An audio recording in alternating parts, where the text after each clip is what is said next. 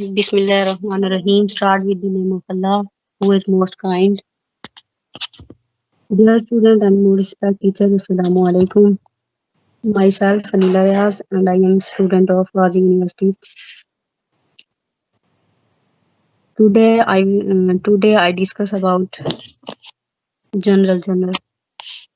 A general journal is used to record financial transaction in chronological order. All voucher was first recorded in Book of Accounts. It was also called the Book of Original Entry or Day Book. यानी कि एक कारोबार का जो रोजाना का लेन then होगा तो वो जो है वो रिकॉर्ड कर लेंगे, ये जनरल जर्नल कहलाएगा और ये डे बुक भी कहलाएगी। लेजर दी अकाउंट्स, लेजर जो होगा ये लेजर मींस ये टी अकाउंट होगा।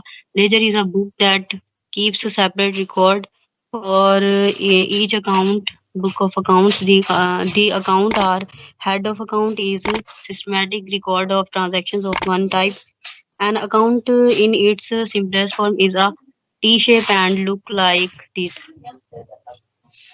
ये जो ये टी अकाउंट, ये बुक ऑफ अकाउंट में जो हम ना सब यानी जितनी भी ट्रांजैक्शन करेंगे उनके अलग से जो है वो अकाउंट बनाएंगे और जैसा कि नेम से ही शो है ये टी शेप के होंगे ये अकाउंट। जो ये टी शेप का यानी कि ये लेजर अकाउंट जो है ये टी शेप अकाउंट होगा और इसकी लेफ्ट साइड पे जो है वो डेबिट साइड होगी, जो राइट साइड होगी वो क्रेडिट साइड होगी। Ledger balance. The difference between the debit and the credit side, known as the would represent the required total if the particular account. The total of all balance on the debit side is always equal to the total of all balance on the credit side. This is called the balancing of book of accounts. ये जो है ये ledger balance जो है इसमें जो हम T account यानी कि बनाएंगे हर ट्रांजैक्शन का अलग से जो अकाउंट बनाएंगे टी अकाउंट उसको जो है हम रिकॉर्ड कर लेंगे इसमें लेजर बैलेंस में। और जब लेजर बैलेंस की दोनों साइड डेबिट साइड और क्रेडिट साइड जो वो इक्वल हो जाएगी तो ये हमारा लेजर बैलेंस बन जाएगा। और इन सब चीजों को हम शो करेंगे, ट्राई बैलेंस को, जनरल को, इसको एक क्वेश्चन से शो करेंगे। Name of company, first of all हम लिखेंगे नेम ऑफ कंपनी, फिर उसके बाद हम अगर हम जनरल कर रहे हैं एंट्री पास कर रहे हैं तो हम वो लिखेंगे। फिर उसके बाद for the share and did यानी कि जिस साल में हमारा वो बिजनेस जो होगा वो हमारा खाता जो है वो एंड होगा वो लिखेंगे। First of all first entry जो है वो 1 जनवरी, ये नरेशन से शो हो रहा है कैश और इंक्रीज बिजनेस को इंक्रीज करने के लिए उसमें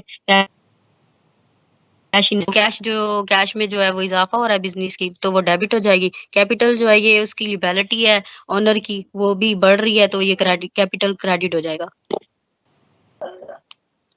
जनवरी 3 में bank cash increase in cash में जो है वो इजाफा हो रहा है यानी कि जो बिजनेस स्टार्ट कर रहा है वो बैंक में अपने पैसे जो है वो डिपॉजिट करवा रहा है तो बैंक में कैश इंक्रीज हो रहा है जिसकी वजह से बैंक डेबिट हो जाएगा और हमारी तरफ से कैश जा रही है तो वो क्रेडिट हो जाएगा 30,000 से।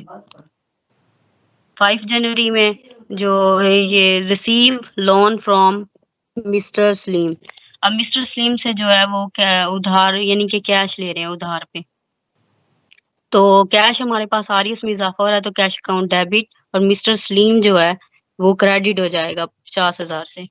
जनवरी 7 फर्नीचर परचेज्ड यानी कि इस नोटेशन से शो हो रहा है कि हम जो है फर्नीचर परचेज कर रहे हैं, फर्नीचर हमारे पास आ रहा है, फर्नीचर अकाउंट इसलिए डेबिट हो जाएगा, कैश जा रही है तो इसलिए कैश अकाउंट क्रेडिट हो जाएगा 20,000 से।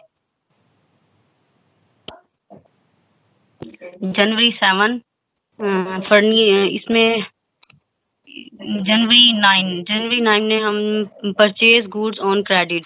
अब मिस्टर अफजल जो है उससे चीजें जो है वो उधार पे हम ले रहे हैं तो चीजें हमारे पास यानी कि गुड्स जो हैं वो परचेज कर रहे हैं तो परचेज गुड्स जो होंगी अकाउंट वो डेबिट हो जाएगा और मिस्टर अफजल जिसे हमने पैसे अभी दिए नहीं देने हैं यानी कि उससे उधार पे चीजें ली हैं ना वो क्रेडिट हो जाएगा 10,000 से। जनवरी 10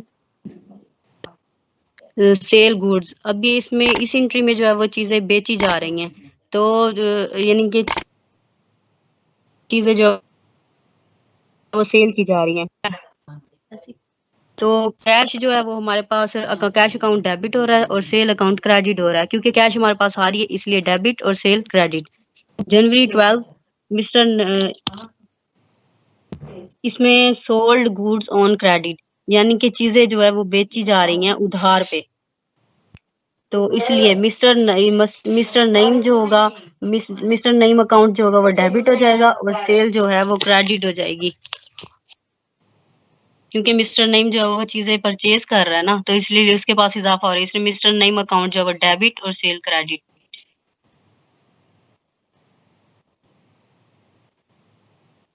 14 डिपॉजिट कैश इन बैंक, अब बैंक में जो है वो पैसे जमा करवाए जा रहे हैं, डिपॉजिट करवाए जा रहे हैं, तो बैंक में इजाफा हो रहा है, तो इसलिए बैंक डेबिट और कैश हमारी तरफ से जा रहा है तो वो क्रेडिट हो जाएगा 5000 से।